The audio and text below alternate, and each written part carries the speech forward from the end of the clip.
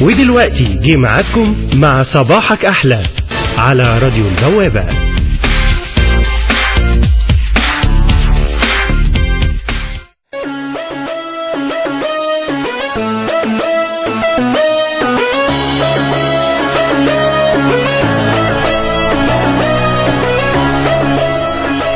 صباح الخير على كل اللي بيسمعونا على راديو البوابة، راديو يسمعك قبل ما تسمعوا. معاك وأروى عصام وهاجر هشام وحلقة جديدة من برنامجكم صباحك أحلى. صباح الفل عليك يا هاجر. صباح الفل والورد والياسمين عليك يا أروى وعلى كل مستمعينا وعلى محمد الكاشف من الكنترول روم. صباح الفل يا كاشف. صباح الفل يا ابو الكشاشير زي ما أروى بتقوله، وصباح الفل يا كيشو زي ما انا ما بقوله، صباح الفل يا شيكا زي ما حد كان النهارده بيقوله. هتعرفوا مين حد؟ ما هو حد ده بقى مش هيبقى حد كمان شويتين كده، بس احنا لازم نعمل حته سسبنس طبعا. بس طمنيني عليك، انت عامله ايه؟ والله يا بنتي يعني انا والله وحشين اليومين اللي فاتوا الواحد يعني ما اعرفش الانفلونزا على البرد على الحاجات كتير، فطبعا أيوة. انتوا سامعين صوتي، فاتمنى النهارده ان انا البرد ما يعملهاش يعني معايا زياده والدنيا تبقى لطيفه.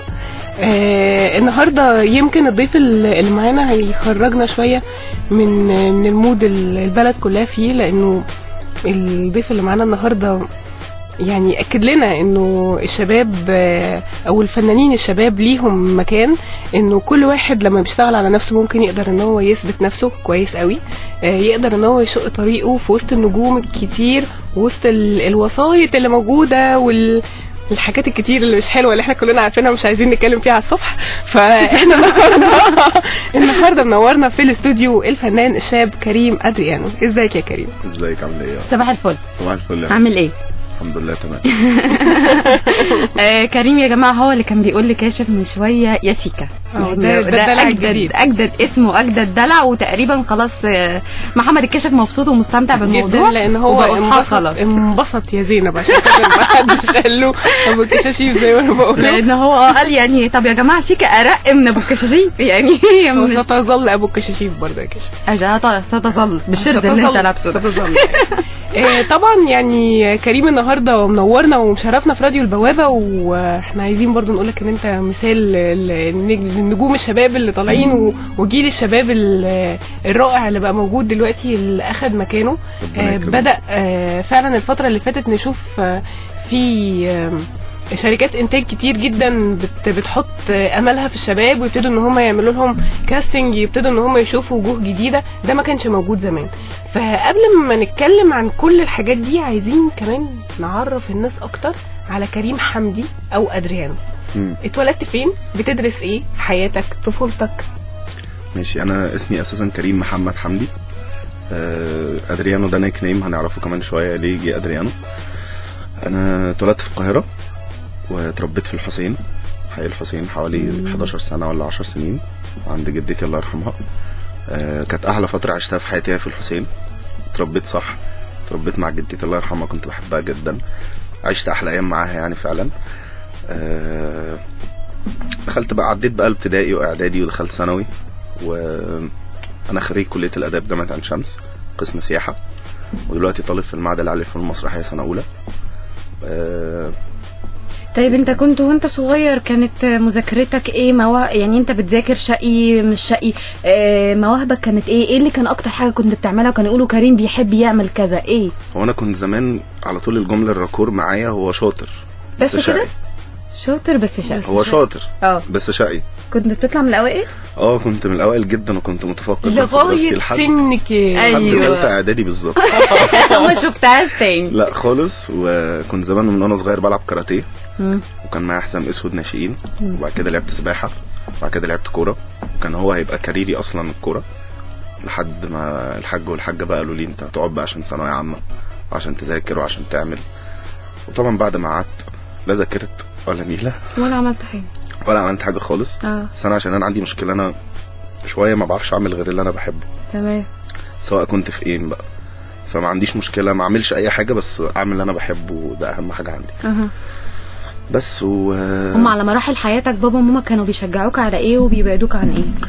هم بصراحه دايما كانوا بيشجعوني في حاجه، اي حاجه انا بحبها، الا موضوع المذاكره بالذات، موضوع ثانويه عامه كانوا الموضوع شويه معاهم شارب شويه، ان هو لا مفيش بقى رياضه، مفيش اي حاجه، لازم تقعد تركز وتذاكر. لحد ما انا سمعت كلامهم وقلت لهم تمام، وبعد كده هم اللي سمعوا كلامي في الاخر. بس بعد ايه بقى؟ ايه اللي خلاهم يسمعوا كلامك؟ يعني بعد ايه نقطه التحول اللي حصلت؟ ان هم لقوني انا فعلا ما بذاكرش غير لو انا بعمل حاجه بحبها. وبعدين انا كنت زمان عشان بحفظ قرآن وكان شويه اللغه العربيه بتاعتي كويسه، فكنت بقول شعر في المدرسه، وكنت بقول الاذاعه المدرسيه، وكنت بقول القرآن، وبقول بقرا الاخبار، وبقول صدق او لا، بقول تقريبا الاذاعه كلها. كنت طه نادر سيف الدين او نادر سيف انا اللي ماسك الحديده طول الطابور يقدم نفسه ويرجع تاني يقف في الطابور ويطلع يقول. لا ده انا كنت بقول الاذاعه واخلص واروح اطبل، ما شاء الله، واخلص واروح حي العلم. على فكره انا كنت شبه كده شويه. انا الوحيد اللي بتحرك في الطابور يعني. انا الوحيد اللي رايح جاي حي العلم، ويطلع من العلم يروح يطبل شويه ويرجع من التطبيله يروح يكمل الاذاعه. بدات اقول شعر، وبعد كده ومن وانا في ثالثه اعدادي جالي مدرس عربي اسمه استاذ اشرف، الله يمسيه بالخير. قال لي يا كريم انا محتاجك تعالى مثل معايا. قلت له امثل ايه؟ انا كان عندك كام سنه بالظبط؟ ثالثه اعدادي بقى، مش فاكر. هي ثالثه اعدادي اللي نزل الكيرف وبدا التمثيل اكيد 16 حاجه زي كده يعني. فقلت له امثل ايه؟ يعني ايه امثل؟ قال لي تعالى بس دي مسرحيه باللغه العاميه بسيطه. قلت له اوكي. فرحت فمديني دور البطل كده، كانت مسرحيه اسمها فوت علينا بكره. دي كان موظف حكومي كده ومراته اسمها تفيده، وكان موضوع كده يعني. المهم مثلت وما تمام، ما كانش عندي مشكله. طب ذاكرت ازاي؟ يعني انت بالنسبه لك اول مره بقى انت مش فاهم حاجه وبتجرب لسه، عملت ايه؟ قعدت احفظ الكلام. هو بالفطره يعني، الموضوع كان بالفطره شويه. قعدت حفظت الكلام تمام. قعدت اقول كده، فلقيت نفسي تمام، مش مكسوف قدام الجمهور ولا مكسوف قدام اي حاجه. وهو ما وجهكش باي حاجه؟ لا اكيد كان بيوجه بس حاجات بسيطه، لانه طبعا انا اللي فهمته ده او عرفت ان التوجيهات كانت بسيطه بعد سنين يعني، وانا في مرحلتي، فكنت شايف ان ده كل حاجه. لما كبرت شويه قلت لا ده اكيد كان في حاجات كتير بالظبط. وطبعا هو كان مدرس عربي وكانش دي مهنته قوي يعني. بس فمن ثالثه اعدادي مثلت، وبعد كده طلعت ثانويه عامه، دخلت مدرسه اللي قدامها على طول. فبالصدفه كده بعد شهر قابلني موجه ده كان معانا في ثالثه اعدادي يعني. فقال لي يا كريم ايه ده انت فين؟ فقلت له انا هنا. فقال لي تعالى ده احنا بندور عليك، احنا عايزينك تمثل، ده في مسرح هنا قلت له امثل ايه يا استاذ اكرم بقى؟ لا خلاص انا ثانويه عامه والدنيا وعايز العب كوره. بعدين كان في منتخب بيبسي، ايام بيبسي كانت عامله منتخبات للمدارس وحاجات كده. فكنت بلعب في المنتخب بتاع بيبسي، وكنت ده كان طريقي يعني. قال لي تعالى بس ومالكش دعوه. رحت، وهي بقى كانت اول مره اروح، هي كانت اول لعنه بقى ان انا ادخل ما اخرجش.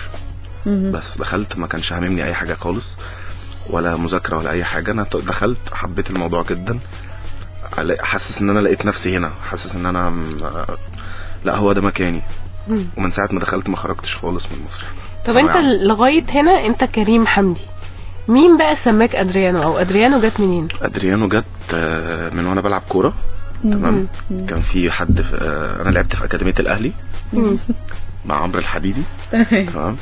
وعمرو الحديدي ده كان بيلعب ليبرو زمان في الاهلي يعني.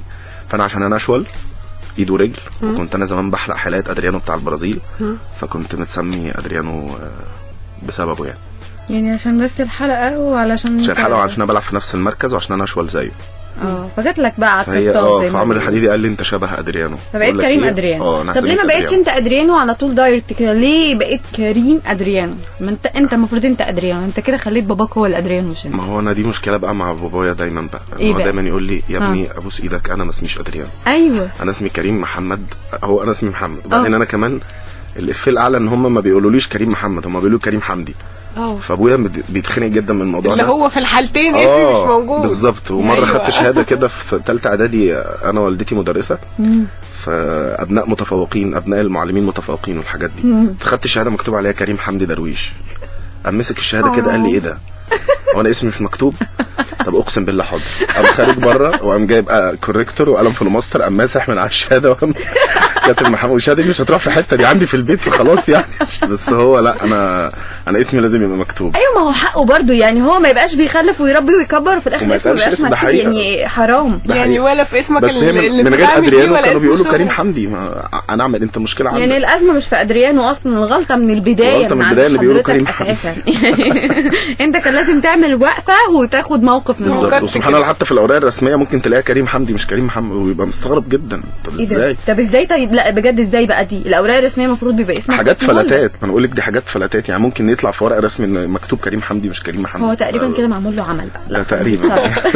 هو لازم يتصرف. طب احنا هنكمل كلامنا يا كريم بس بعد الفاصل. نحب الاول نفكر كل اللي بيسمعونا دلوقتي برقم تليفوننا 01960 393 والبيج بتاعتنا على الفيسبوك راديو البوابه نيوز. فاصل وراجعين تاني، استنونا.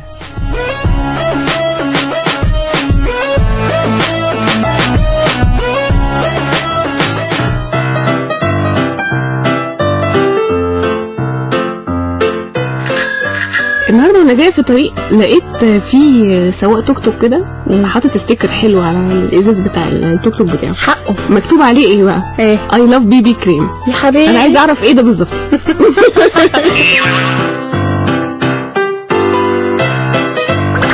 عارفه تحسي البنت اللي بتبقى محجبه دي بتبقى بتعمل لوشها التان طبيعي. عارفه انت التان الطبيعي؟ عارفاه. فتيجي تلاقيها مثلا ايه تان، اول ما تروح تشيل الطرح هتلاقي تان تران تران تان تان حاجه تانية خالص. الله حلوه الفجأة دي.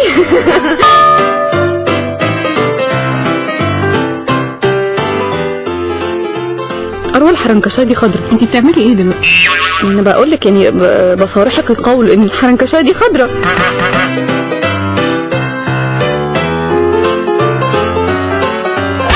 اكتر حاجه بتصعب عليا في البرد ده مناخيري لا تشعر بشيء. سلامتك يا دنيا. شهيصنا يا كاشف. صباح وصبح من هنا روح يلي كان حلو العالمين. اسمعوا صباحك أحلى مع أروى عصام وهاجر هشام كل 2 و4 من الساعة 11:30 الصبح للساعة 1 الظهر على راديو البوابة.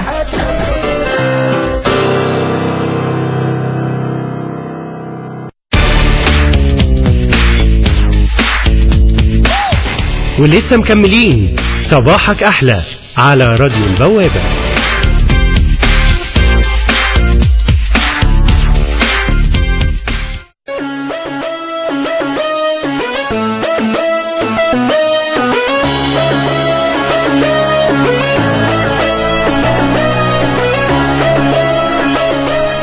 -1960 393 ده رقم تليفوننا وصفحتنا على الفيسبوك راديو البوابة نيوز. لسه مكملين معاكم صباحك أحلى أروى عصام وهاجر هشام. بس قبل ما نكمل كلامنا معانا اتصال تليفوني نقول ألو.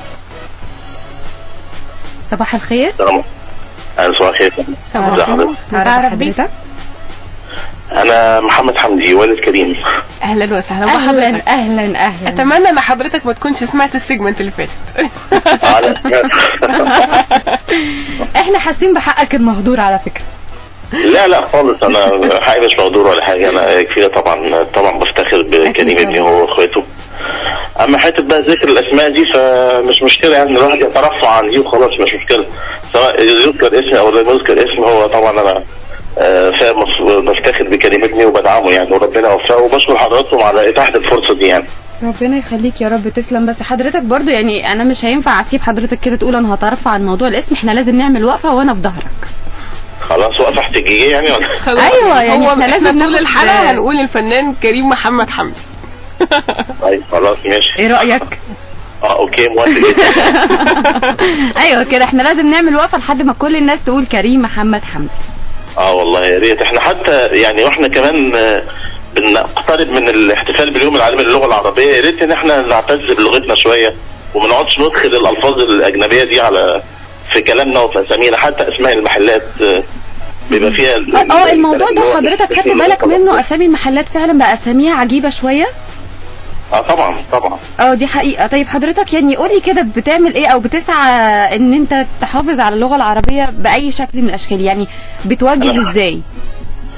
يعني على الاقل خالص ما بتكلمش او ما بكتبش غير باللغه العربيه بتاعتنا. لان انا اصلا كمان يعني كريم يعرف طبعا انا معايا دكتوراه في اللغه العربيه يعني وعضو جمعيه طلاب اللغه العربيه. بس انا الحقيقه مش عايز اخرج عن الموضوع بتاع كريم يعني. اكيد طبعا. احنا في كريم مش.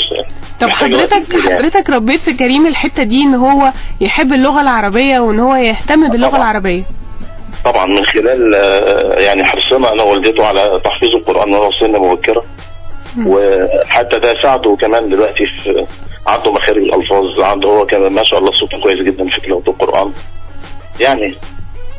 تمام. طب حضرتك اكتشفت فيه امتى ان هو بيعرف يمثل حلو، او امتى اول مره اتفرجت عليه وهو بيمثل وقلت له يا كريم انت بتمثل حلو؟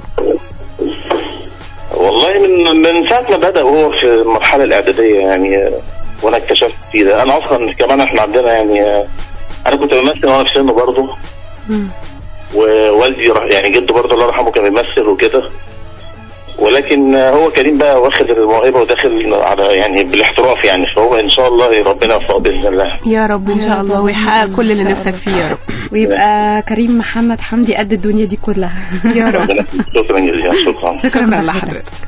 السلام عليكم. وعليكم السلام. نرجع بقى تاني لكلامنا. انت قلت لي انه المدرس بتاعك هو اللي خلاك تبتدي موضوع التمثيل. مين بقى اول حد اتفرج عليك وانت على خشبة المسرح وقال لك يا كريم انت لازم تكمل في سكة التمثيل وسكة المسرح؟ هم كانوا كذا حد. هم كان يعتبر المخرجين بتوعنا في المدرسة. كان أول حد هو الموجه اللي أنا كان كلمني، وكان اسمه أستاذ أكرم الطوخي. وبعد كده اشتغلت مع مصطفى عبد القادر، ده كان مخرج مهم جدا أنا اشتغلت معه وعلمني حاجات كتير. المخرج سامح الإمام، أشرف رجب. الناس دي حتى لو أنا عشت معهم فترة قصيرة شوية في ثانوي، بس الناس دي هم كان ليهم فضل كبير بعد ربنا سبحانه وتعالى ان هم وقفوني على خشبة المسرح، ادوني ثقة. كانوا دايما بيقولوا لي كريم انت تيب كويس، انت فيزيكال كويس، اشتغل على نفسك، مخارج الفاظك كويسة، تعرف تقول لغة عربية كويسة، احساسك صادق شوية، كسرت حتة الجمهور، فكمل، خلص مدرسة وكمل، خش الجامعة كمل، مثل وانت الطريق قدامك مفتوح وبعض الاجتهاد بقى طبعا مني، لان هو الموضوع ما بيقتصرش على الموهبة بس. يعني انت ممكن يكون حد موهوب ومش موهوب، بس اللي مش موهوب ده بيجتهد فيغلب الموهبة يعني. طب ايه شكل اجتهادك؟ كنت بتجتهد بتعمل ايه؟ بجتهد ان انا اهم حاجة القراءة. بقرا كتير جدا عن المسرح وعن كتب الاخراج وكتب التمثيل والفن، الفن المعاصر بالمسرح والحياة وكتب كتير في ده، وبقرا مسرحيات كتير وروايات كتير. والاهم من القرايه كمان ان انت بتقري بقى بتفهمي، يعني الموضوع مش مقتصر على القراءه بس كاني بقرا جورنان او بقرا كتاب، لا انا بقرا بفهم، بدخل نفسي جوه الموضوع، بفهم الحياه ايه اللي في المسرحيه، لان المسرحيه دي بتبقى حياه تانية بشخصيات تانية بعصر تاني بزمن تاني بمكان تاني. فكيفية ان انت تقرأي ده وتكوني فاهماه وتفهمي شوية ما بين السطور. كنت الاول ممكن اقرأ مسرحية فما افهمش المسرحية عايزة تقول ايه شوية، او بس مع الوقت بدأت افهم ده، ان انا لا، هو المسرحية دي اسقاط سياسي فيها ابعاد كتير، فيها اسقاطات على كذا كذا كذا. فالموضوع بدأ واحدة واحدة ان انا اكون فاهم ده على دراية بده يعني. بس وخلصت ثانوية عامة، خلصت المدرسة، دخلت آداب بقى. يعني انت مش شايف التناقض؟ يعني انت المفروض خلاص بقى بدأ في ناس يقولوا لك انت كويس، وانا بدأت بالزبط. اشتغل على نفسي، وبدأت بابا وماما خلاص ياخدوا معايا الاتجاه ويلينوا. بس كان دخلت آداب، كان لسه ايه يعني، هم ما كانوا شايفين برضو ان ده طريق قوي يعني. دخلت آداب لان انا قدمت الاول في معهد فنون مسرحية، ما اتقبلتش، ما حصلش نصيب. وقدمت في الكلية الحربية عشان انا والدي كان ضابط برضه، وجدي الله يرحمه كان ضابط، والعيله ضباط كلها. فقدمت الكليه الحربيه برضه ما حصلش نصيب، والحمد لله بصراحه ان انا ما دخلتش. يعني عشان شويه بحب اعيش شويه حريتي يعني. تمام. بس وبعد كده دخلت كليه الاداب لانه ما كانش فيه كليات تانية متاحه يعني، وكان الوقت خلاص ازف، فما لقيتش كليه فاضيه غير اداب، فقمت داخل اداب مش عشان دراسه، مش عشان اي حاجه. والتنسيق طبعا هو اللي دخلك. التنسيق كان جايب لي حقوق وانا حاولت اداب.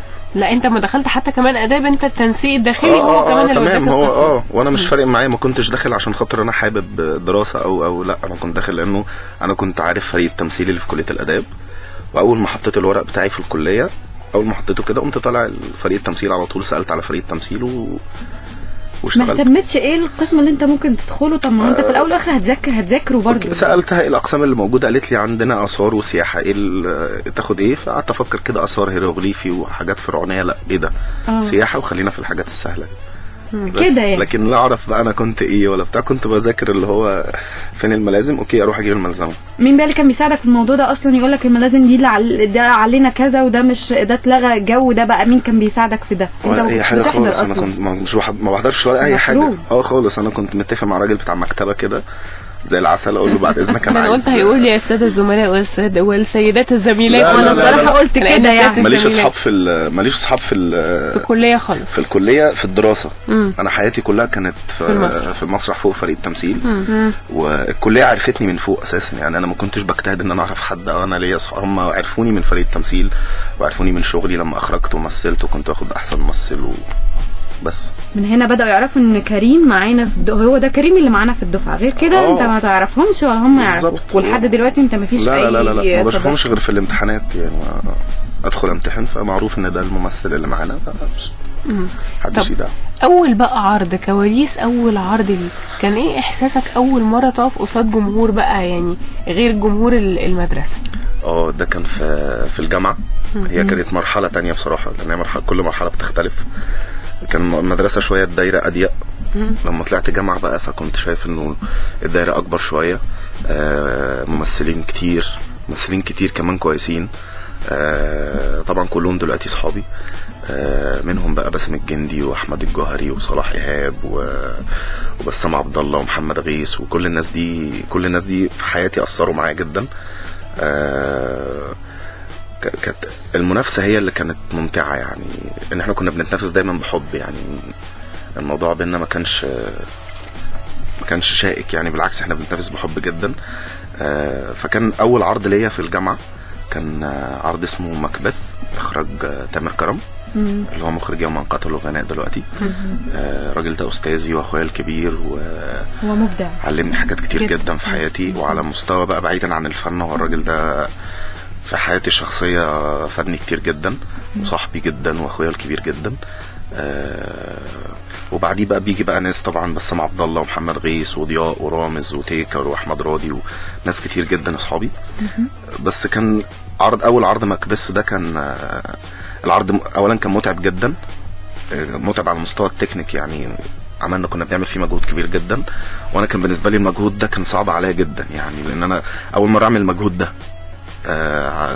في بقى شغل مجاميع وشغل كورس وايقاعات، وبنعمل حاجات بنقول هامينج ببقنا وبنبارز وبنمثل، والموضوع كان شويه بروفيشنال يعني. انا الحمد لله رب العالمين على المسرح هو في خوف شويه، ده شيء طبيعي مهما الواحد مثل ومهما الواحد عدى السنين، في خوف موجود. بس انا دايما بقول كده ان هو المسرح بالذات هي مركبه، اول ما تركبيها هي الصعب ان انت تركبي المركب، بس صدقيني اول ما بتركبيها المركب بتطلع لوحدها، اللي هي الطلعه الاولى بالظبط. البدايه دايما بتبقى صعبه بالظبط. هو اول بدايه دايما مهما كان الممثل ايه، ومهما بقالك سنين بتمثلي، لو انت مش ممثله كويسه هتخافي، مش هتخافي، لكن دايما الممثل الكويس بيبقى خايف جدا.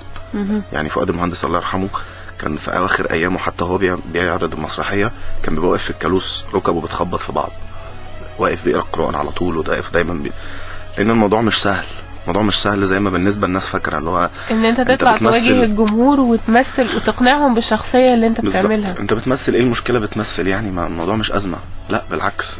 لو جينا اتكلمنا شويه عن الممثل اساسا، الممثل ده بيشتغل اب نورمال عن اي حد، لانه انت هاجر مثلا بتشغلي اجهزتك كلها طبيعي. وقت ما بتحسي انك عايزه تعيطي فبتعيطي، وقت ما بتضحكي فبتضحكي، كل حاجه ليها وقت.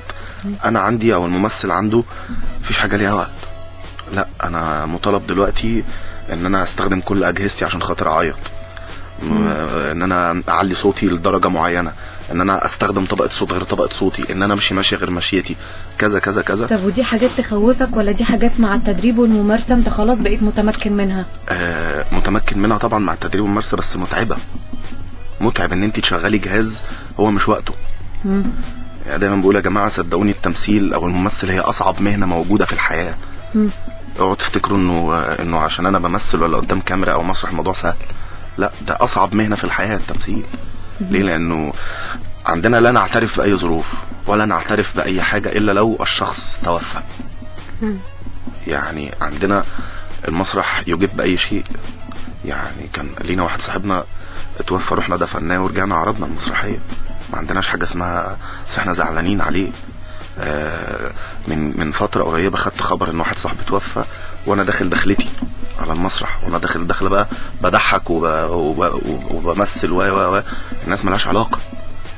اذا انت الممثل بيبقى لود كبير جدا، ان انت الناس ملهاش علاقه، انت حياتك فيها ايه، زعلان دلوقتي ولا مش زعلان، تعبان ولا مش تعبان. مش الناس، هو المسرح نفسه هو ملوش علاقه بالظبط. هو المسرح فيه قدسيه شيء مقدس، والشيء المقدس ده ما بيفهموش غير او ما بيحسش بقيمه الحاجه دي غير اللي فعلا اللي اشتغل المهنه واللي فهم حاجات كتير جدا. هنكمل كلامنا معاك يا كريم بس بعد الفاصل. هنطلع فاصل صغير ونرجع لكم تاني، بس الاول نفكركم برقم تليفوننا 01960 393 والبيج بتاعتنا على الفيسبوك راديو البوابه نيوز. فاصل وراجعين.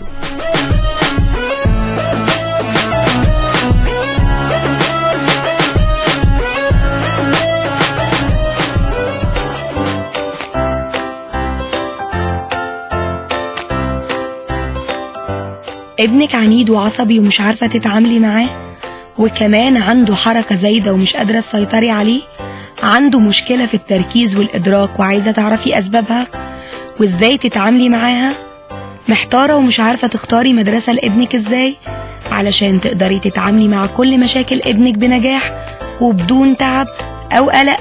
تابعيني أنا دكتورة غادة عبد الرحيم في برنامج سوبر مامي كل يوم 2 الساعة 5 على راديو البوابة. هرد على كل أسئلتكم وهنتكلم في مواضيع تانية كتير. مع سوبر مامي هنحقق حياة أفضل لطفلك.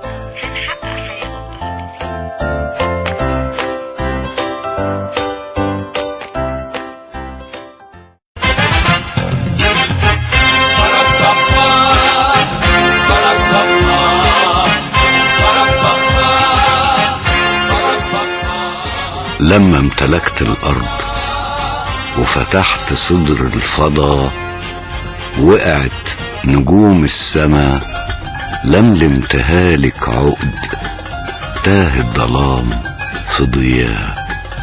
يا يا يا يا يا يا يا استنوا كل أخباري في برنامج صباحك أحلى في البوابة نيوز. محمود جمعة.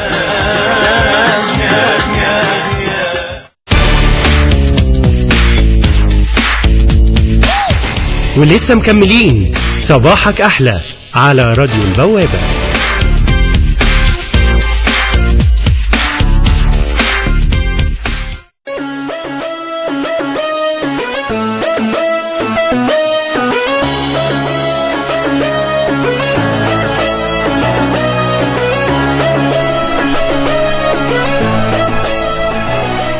مكملين معاكم صباحك احلى. اروى عصام وهاجر هشام. نفكركم الاول برقم تليفوننا 01960 393 وصفحتنا على الفيسبوك راديو البوابه نيوز. ولسه مكملين معاكم ومعانا في صباحك احلى كريم محمد حمدي، وهنفضل نسترس كده على اسم كريم او كريم ادريانو. يعني بصي شوفي برضو يعني بصي نقول كريم محمد حمدي او كريم ادريانو، نقول كده علشان الناس بقت عارفه ادريانو اصلا. يعني علشان خلاص. بصي انا متمسكه بموقفي وانا وعدت. ايوه ما انا موافقه بس بالوقفه علشان بس الناس تربط، يعني الناس تلنك الدنيا مع بعضها. اتكلمنا عن المسرحيات اللي انت عملتها وخصوصا مسرحيه بيكت او مسرحيه شرف الله. فكلمني عنها. المسرحيه دي كانت ثالث مسرحيه ليا في الجامعه او رابع مسرحيه، اخراج برضو تامر كرم. هي مسرحيه تاليف جانا النوي.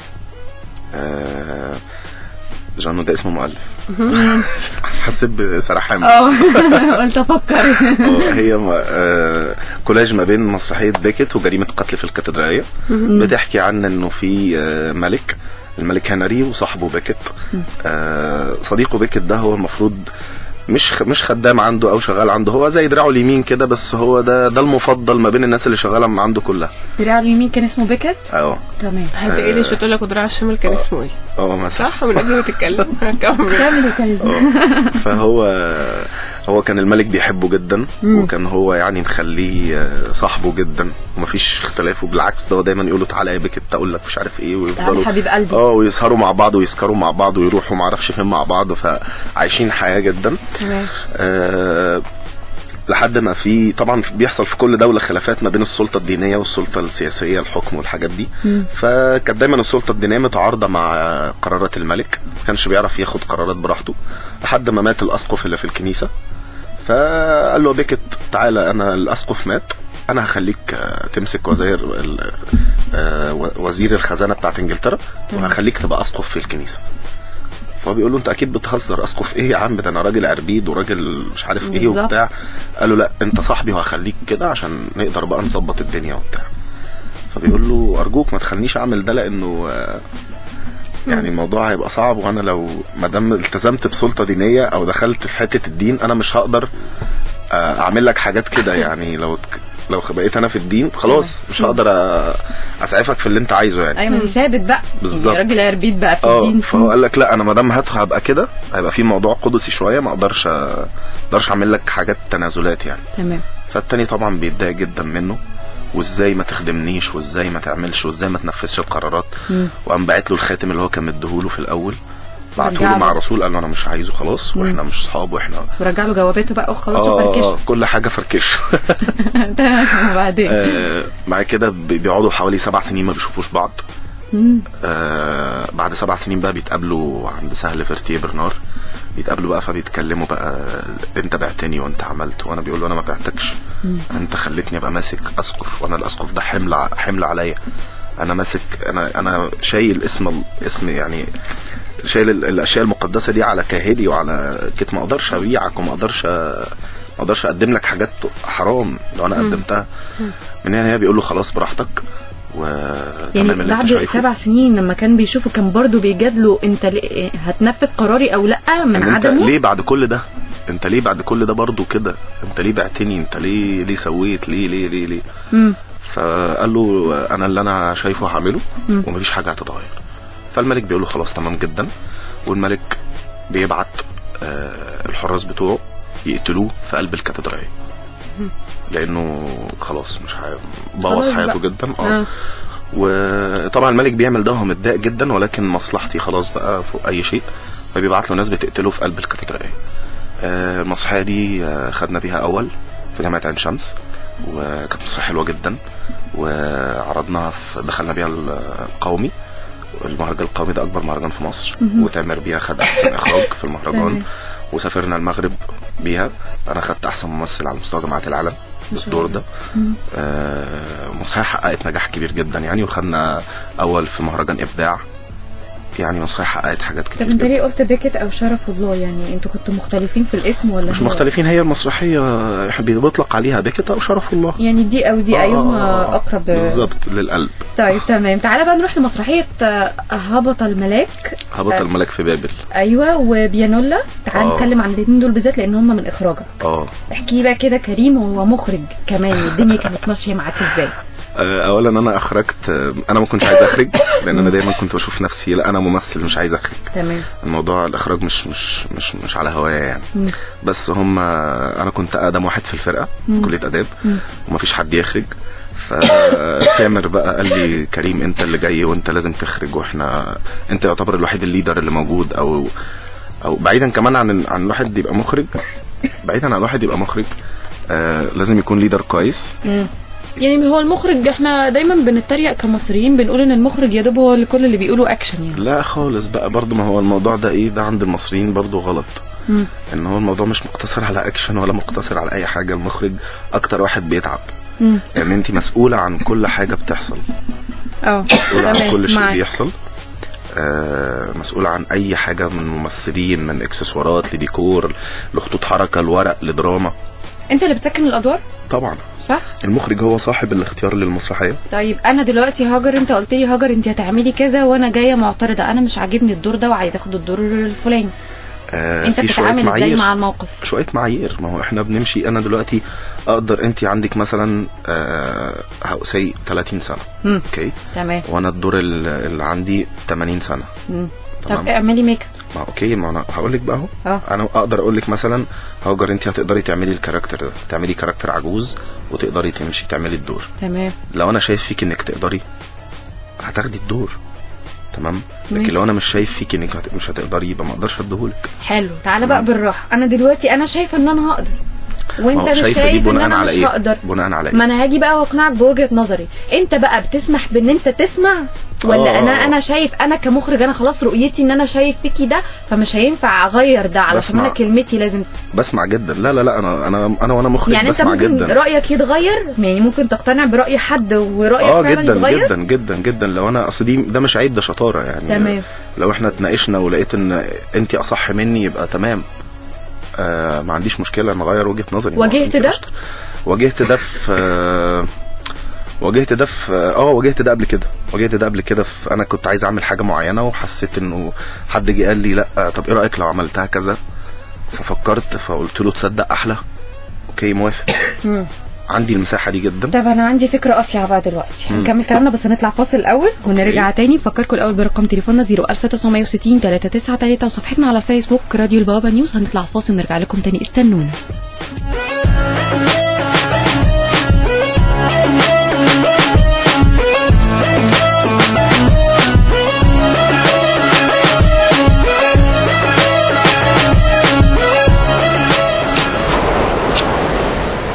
ياه ايه الملل ده؟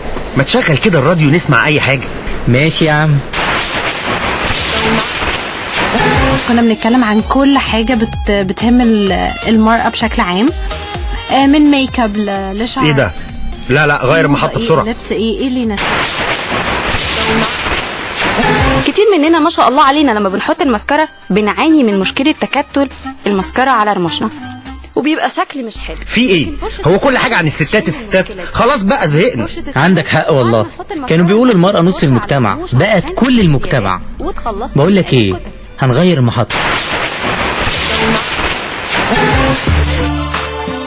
برنامج آدم، أول برنامج إذاعي للرجال فقط. أيوة بقى، أخيرا حاجة بتتكلم عن الرجالة، هو ده. استنى هعلي الصوت عشان نعرف ميعاد البرنامج امتى. كل يوم خميس الساعة 8 مساء مع أكرم المصري على راديو البوابة.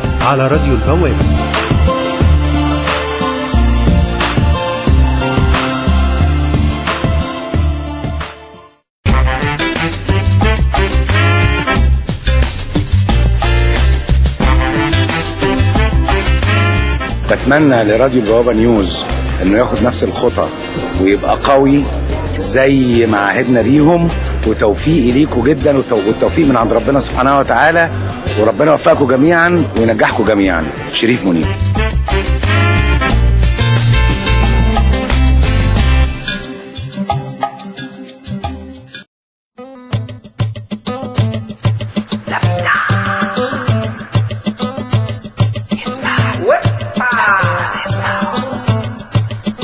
راديو البوابة بيفكر فيك، مهتم بكل اللي يفيدك واللي يسليك. راديو البوابة كل المجالات، وفريق من أجمد مذيعين وأجمد مذيعات. إعلام بيقدم معلوم بطريقة بسيطة ومفهوم، على إيد متخصص متأسس، دكتور ومحامي ومهندس. هتزود وزنك هتخسس، وطريقة عمل الملوخية والتقلية.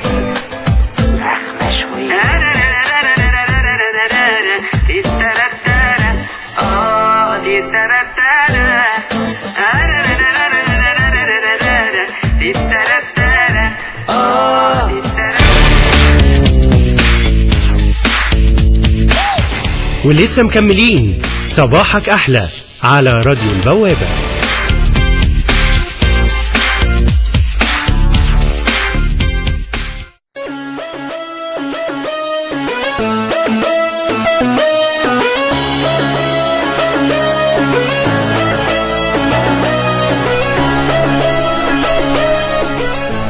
رجعنا لكم بعد الفاصل ولسه مكملين معاكم أروى عصام وهاجر هشام في صباحك أحلى. ولسه منورنا في الاستوديو الفنان كريم أدريانو أو كريم محمد حمدي، بحب أقول ليه. شطورة، برافو عليك. نرجع تاني نكمل كلامنا عن المسرحيات يا كريم اللي انت كنت بتقدمها. اتكلمنا عن هبط الملاك وعايزين كمان نتكلم عن بيانولا. اوكي، هي كانت هبط الملاك كانت أول تجربة إخراج. طب استنى يا كريم كده معلش، انت مش عشان مخرج يعني الموضوع تدوس فيه، معانا مداخله فاحنا لازم نقول قلب. قلبي حاسس انها ماما. الو، صباح الخير. ماما. ماما. ايوه هي ماما. انا ماما كريم محمد حمدي. اهلا وسهلا بحضرتك. صباح الخير يا طنط. صباح النور يا حبيبتي، منورين الدنيا كلها، ربنا يخليكي. شكرا لحضرتك. تسلمي يا رب. ربنا يخليكي. ازيك كريم، عامل ايه؟ تمام. احكي لنا بقى عن كريم مع حضرتك في البيت، ايه اخباره؟ بيعمل ايه؟ مغلبك في ايه؟ ولا لا يعني احنا بس عايز اسال سؤال قبل ما حضرتك تجاوب على سؤال هاجر. كريم بيساعد حضرتك في البيت ولا لا؟ كريم مالو؟ كريم بيساعد حضرتك في البيت ولا لا؟ لا بيساعدني الصراحه، يعني هو لسه بيساعدني من اول امبارح. الحمد لله. مش اول امبارح على الاوضه بتاعت جوه، فاكره يا ماما؟ لسه بيساعدني الصراحه. الدولاب وضبته ومسحت وكنست. هو بيلاقيني تعبانه مش عايز، لكن لما يلاقيني كويسه ايوه بيتوكل على الله يعني. كريم شخصيه طيبه. الو يا طنط، هو صوت حضرتك للاسف الشبكه بس تقريبا فيها حاجه. حضرتك معلش ساعدينا لو تقفي في مكان فيه شبكه حلوه. ايوه حضرتك ايوه كده تمام. الحمد لله على السلامه. ايوه بقول لحضرتك هو يعني ممتع جدا الحمد لله، ومفيش اي حاجه بيعملها لما بيرجع لي. بيساعدني طبعا في بعض الاحيان، بس لما بيكون عنده وقت فاضي. لما بيكون عنده وقت فاضي طيب تمام، مفيش مشكله، احسن من مفيش خالص يعني. طيب احكي لنا عن حضرتك لما جه قرار التمثيل بقى، رفضك وموافقتك، يعني كنتي اتعاملتي ازاي مع الموضوع لما جه عرضوا عليك؟ والله انا كنت رافضه تماما موضوع التمثيل، رافضه تماما، بس هو كان مصر عليه لغايه ما اثبت لي ان هو فعلا بيحب التمثيل وان هو مصر على الهدف بتاعه ده. فدلوقتي انا بدعمه لما لقيت ان هو فعلا بيمثل كويس. تمام. طيب يعني حضرتك امتى بالظبط، ايه اللحظه اللي حسيتي فيها ان هو فعلا يستحق الهدف والحلم ده ووافقتيه عليه؟ لما عمل ايه، او ايه الحاجه اللي خلتك تغيري رايك؟ والله اصراره على الهدف بتاعه، وان هو بينقي كمان الحاجات اللي هو بيمثلها. لقيتها حاجات كويسه، بتقول كلمه، بتقول هدف، بتقول حاجه كويسه بتبقى فيها توجيه للشباب. فانا في الوقت دوت وافقت على موضوع التمثيل.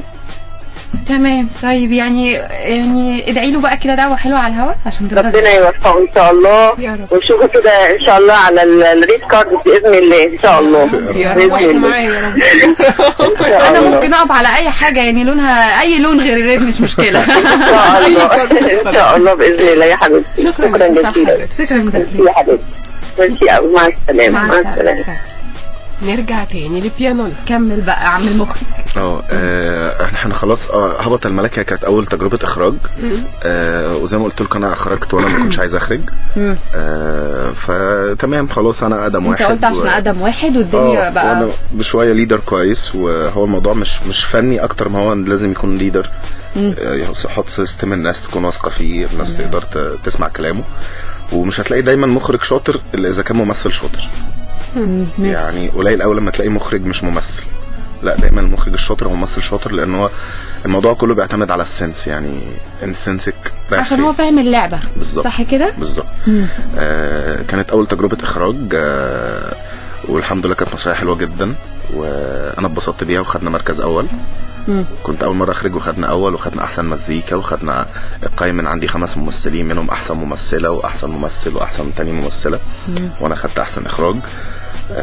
مسرحيه بيانولا بقى دي جت بعديها بحوالي 1.5 سنة. دي مسرحيه هبط الملك في بابل، هي كانت مسرحيه لغه عربيه. طب ما مثلتش ليه في المسرحيه اللي انت اخرجتها؟ هبط الملك ده مثلت مشهد واحد. تمام. كان عندي كمان ازمه في الدور ده، ما كنتش لاقي حد اعمله، فهو تقريبا انا كنت الفيزيكال الاقرب في الناس كلها، فنزلت عملت المشهد وانا بمثل. وفي بيانولا بقى دي كانت مسرحيه لهجه عاميه. دي بقى مسرحيه انبساط شويه. انا يعني عروضي مختلفه عن سكه تمثيلي شويه، او لما بخرج انا دماغي شويه كرتون، وبحب التنطيط واحب الفككان والاغاني اللي معرفش عامله ازاي والحاجات دي. فانا اخراج الحاجات اللي بخرجها شويه كده يعني دماغي فيها جدا جدا مختلف جدا. حتى الناس بتبقى يعني ازاي انت اللي عامل ده؟ فيا جماعه انا دماغي اساسا انا عيل صغير، انا دماغي مش كده. ادوني في الهلس مني غلط، ادوني في الكرتون هديكوا اللي انتوا عايزين. جدا والله. فبيانولا كانت مسرحيه حلوه جدا، مسرحيه عاميه بنتكلم فيها عن كان الابطال عندي في المسرحيه هم العفاريت اللي كانوا بيخوفونا بيها زمان، زي امنا الغوله، النداهه، ابو رجل مسلوخه، الجاسوم، خيل المآتة. فكانوا عندي دول هم الابطال بتوع المسرحيه، وكانت مسرحيه حلوه جدا وحققت الحمد لله انبساط عند الجمهور كويس جدا. تمام. تعالى بقى نروح على عرض يوم عن قطر الغناء، وخصوصا انه حقق نجاح واسع جدا ما شاء الله ما شاء الله ما شاء الله. الحمد لله. فهسيبك بقى انت احكي لي الحدوته وقصته معاك ايه، وانت حابب تقول لنا ايه عنه. يوم عن قطر الغناء هو من اهم العروض اللي انا اشتغلتها في حياتي، طبعا بقى تامر كرم، فده موال لوحده تاني. طبعا مش اول مره تشتغل معاه، مش اول مره خالص ان انا اشتغل مع دي مثلا مسرحيه السبعه لينا مع بعض او الثامنه. وهو دايما في حوالي كده 3-4 بيبقوا دايما قريبين منه، اللي هم اصحابه بقى، مش اللي احنا بنشتغل بس معاه، دايما احنا معاه في كل عمل. هو بيستريح معنا في الشغل جدا، احنا بنبقى فاهمينه وهو فاهمنا، وبنبقى عارفين هو عايز ايه، واحنا بنبقى دايما في ظهره يعني. المسرحيه دي كانت بدايه بروفاتها من حوالي سنه او سنه وشويه في مسرح الطليعه اللي في العتبه. بدأنا بروفات الأول ترابيزة عادية.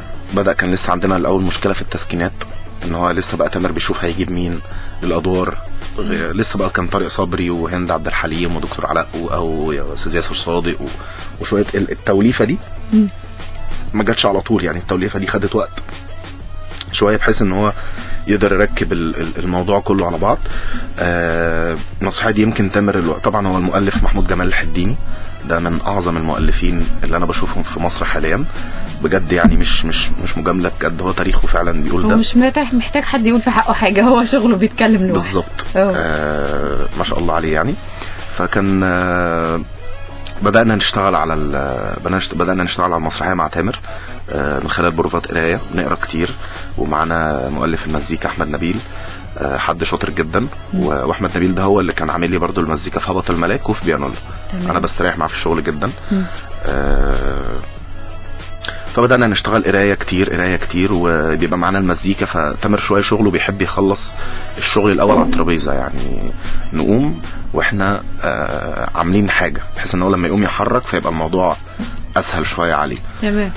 خدنا بروفات كتير جدا ووقت كتير جدا في التحضير للمسرحيه. طلعناها كمان في وقت قياسي يعني. في مسرحيات في مسارح الدوله بتقعد اكتر من سنه او سنه ونص بروفات عشان يطلعوا عرض.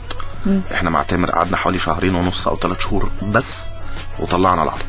ده ليه؟ لانه تامر كرياتيف جدا، يحب الشغل بسرعه، بنخلص شغلنا على طول. البروفا لو 3-4 ساعات، فالبروفا ما فيهاش هزار، ما فيهاش كل حاجه ليها وقت طبعا، بس احنا عندنا تارجت، اهم حاجه لازم يخلص. كواليس العرض ده حلوه جدا، كواليس البروفات حلوه جدا. النجوم اللي تامر جايبها معانا كمان في العرض متواضعين جدا، حابيننا احنا اساسا، بيشوفونا ممثلين كويسين.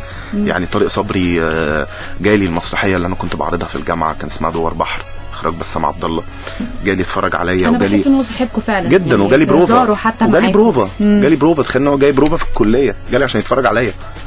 فهو بالنسبه له لا، هو بيتعامل معانا ان احنا اخواته. وهكذا هند عبد الحليم، وهكذا دكتور علاء، وهكذا استاذ ياسر صادق. دكتور علاء طبعا هو دكتوري في معهد فنون مسرحيه. فكلهم بصراحه بيتعاملوا معانا ان احنا اخواتهم جدا يعني. والحمد لله تامر بيعرف ينتقي الناس اللي بتكون شغاله معاه، فبحس ان احنا دايما احنا الكرو كلنا كرو كويس، مفيهوش نفسيات، مفيهوش حاجات وحشه، كلنا خايفين على شغل بعض، بننجح مع بعض، بنتعب مع بعض. بنروح اسكندريه مع بعض، وسافرنا حققنا في اسكندريه نجاح هايل جدا. دخلنا المهرجان القومي، خدنا احسن عرض في المهرجان القومي، واحسن اخراج، واحسن اضاءه، واحسن مزيكا، واحسن ديكور. حققنا الحمد لله جوائز كويسه جدا بالعرض ده. وزي ما قلت لك سافرنا اسكندريه، حققنا ايرادات حوالي 400,000 جنيه في 30 يوم. ده كان شيء رهيب بالنسبه مفيش مسرحيه على مسرح الدوله حققت الرقم ده في الوقت القصير ده. ورجعنا عرضنا في معهد فنون مسرحيه حوالي اسبوع، وعندنا النهارده اخر ليله عرض النهارده. بعد كده هنوقف شويه وان شاء الله جوله خارج مصر، وبعد كده هنرجع على اسكندريه تاني. طب اللي ما شافش العرض يا كريم، احكي له كده عن دورك، انت بتعمل ايه في العرض؟ انا دوري هو قاطع الطريق. قاطع الطريق هو شخص عادي جدا، قاطع طريق شحات يعني، او بيقطع الطريق على الناس. في اول المسرحيه خالص بيقابل واحد بالصدفه، فبيقول له اخلع الملابس دي، الدنيا برد وانا بردان فالتاني قال له حكمة كده بالصدفة يعني، فقال له الدفء يأتي من شدة البرد والبرد موجود في قلب النار. فالحكمة دي راجل قطع الطريق ده خدها كده فعجبته فسيبها يعني في دماغه. راح لواحد تاني بعد كام يوم فثبته برضه، خد منه عايز ياخد منه اللبس فبيقول له طب انا بردان، فبيقول له فقام قايل له الحكمة، فقال له الدفء يأتي من شدة البرد والبرد موجود في قلب النار، اقلع. فقام مديله الحاجة وقام ماشي. اللي هو سيلبا اللي هو الحاكم اللي هو كان بالصدفة قابله فعمل ده معاه، فقال لك بس ده هو انا حاسس ان ده الاله مبعوث لي على هيئة بشر، والحكمة دي فعلا حكمة غريبة.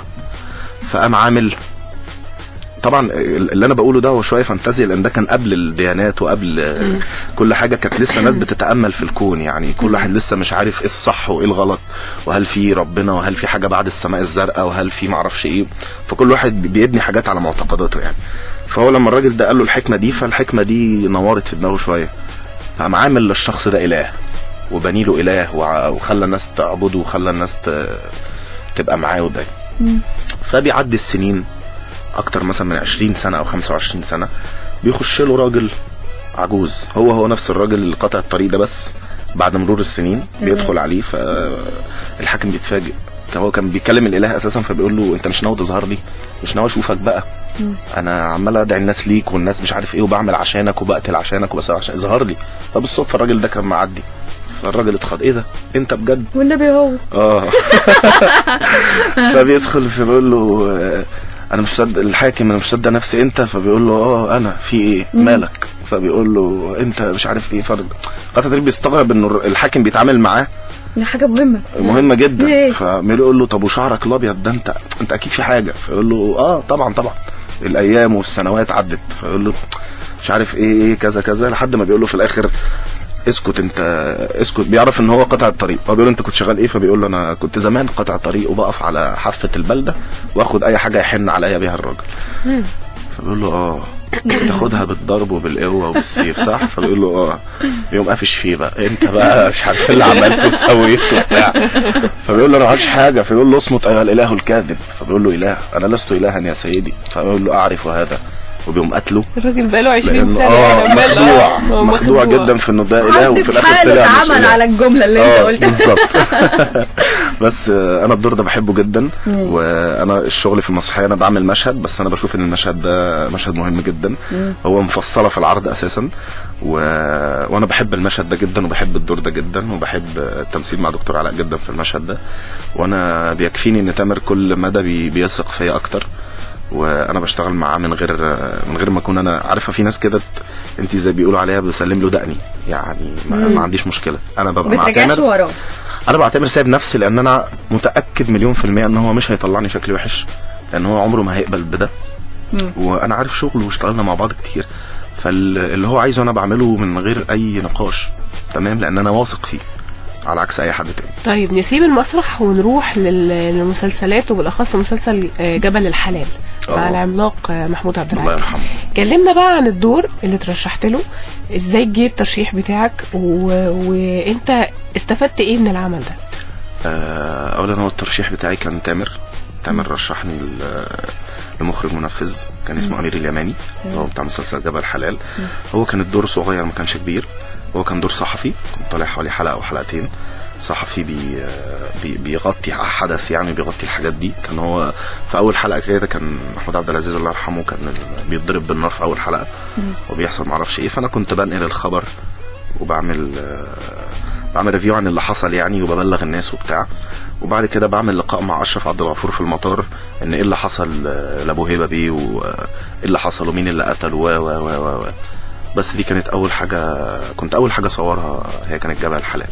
طيب كمل بقى كده وقول لنا ايه اللي شاركت فيه بعد جبل الحلال، ومين اللي رشحك برضو للاعمال اللي انت هتحكي لنا عنها؟ اشتغلت في دكتور امراض نساء مع مصطفى شعبان، ده كانت اكتر عدد حلقات صورتها، كنت عامل حوالي 11 حلقه. ده كان مرشحني برضو تامر. كان حد برضو، كان مخرج محمد النقلي معروف طبعا. اكيد. كلمه فقال له انا محتاج شابين كويسين، لان انا عندي مشكله في الدورين دول. فايه هم الدورين؟ كانوا ناس زي الارهابيين كده بيفجروا اسمه وبيضربوا نار وحاجات كده فقال له انا عندي شابين كويسين، برشح لي انا واحد زميلي اسمه تيكر محمود. فرحنا رحنا عملنا اوديشن على الشغل واتقابلنا تمام معاه جدا لحد ما بدأنا نشتغل، وعملنا شغل كويس جدا في المسلسل ده في دكتور أمراض نسا. تمام. بعد أمراض نسا اشتغلت في قلوب مع علا غانم. كنت عامل دور شيخ متعصب كده.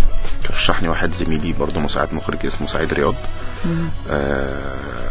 وبعد قلوب ليالي الحلمية. ليالي الحلمية الجزء الأخير مش القديم طبعا. أكيد يعني.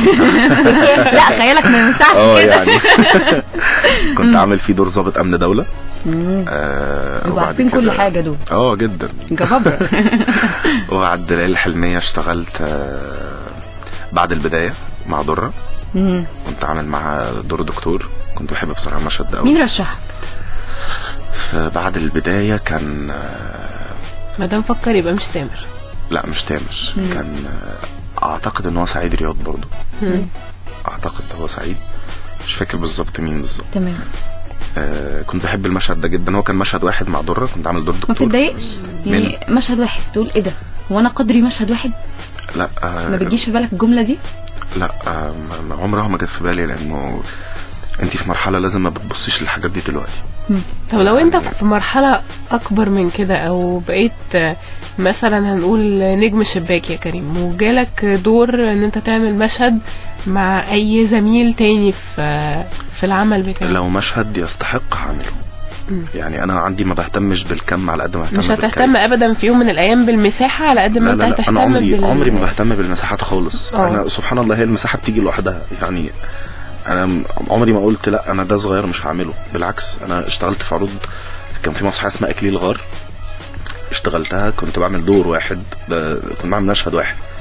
بس انا دايما عندي كونسبت كده ان انا اوكي انا هعمل المشهد، بس تعالوا نشوف انا هعمل المشهد ده ازاي. يعني انا ما عنديش مشكله اعمل مشهد واحد، بس انا عندي القدره ان انا اخلي الناس فاكراني زي بطل العرض. هي بتختلف من ممثل وممثل. عمري ما بهتم بمساحات. جيت بعد كده راس الغول. دي كانت احلى حاجه في حياتي صورتها. ليه؟ عشان ده كان مشهد واحد برضو، بس كان مع محمود عبد العزيز دايركت. انا في جبل حلمة كنتش بمثل مع محمود عبد العزيز الله يرحمه. راس الغول ده بقى كان وكان تامر اللي مرشحني في المسلسل. ايوه كده. تمام. ده كان مشهد فيس تو فيس مع محمود عبد العزيز وبيومي فؤاد. تمام. كنت عامل دور بياع كشري خلاص، وكان المشهد فيه كمان كوميدي وكان فيه ضحك وكان فيه مساحه. تحكي لنا بقى كواليس المشهد ده كده مع الله يرحمه الفنان محمود ومع الفنان بيومي. اديني حته كمان بياع كشري، يعني انا عايزه اسمع كده اشوف اديته ازاي. وانا كان انا شويه، انت طبعا بيجي لك السكريبت مكتوب، انت ممكن تقدري تغيري فيه شويه حاجات فيما يتناسب، يعني هيتمشي ولا لا. فكان في حاجات كده، كان في جمله يعني مشهوره في المشهد ده كنت انا اللي حاططها، وهي بعد كده قناه الحياه حتى خدتها وقطعت الفيديو بالافيه ده، بالنيم بتاع الافيه ده. يعني كنت بقول له، مش فاكر بيقول لي ايه كده، فاقول له هو انت ولا انت مش انت ولا انا بيستهيأ لي. بيقول لي لا انا، فاقول له لا انت، ورحمه سيدي البلبن انت. يقول لي بلبن ايه يا ابني وبتاع، انت الشمس كانت نفوخك، فاقول له والله الشمس احنا بالليل انت ايه. فدي كانت شويه، كان دي اكتر حاجه ممكن. الافيه ده كان الافيه ده كان وكان ده كان معلم شويه مع الناس كلها، يعني حتى اصحابي اللي اتفرجوا، حتى لما بلاقي ناس غريبه.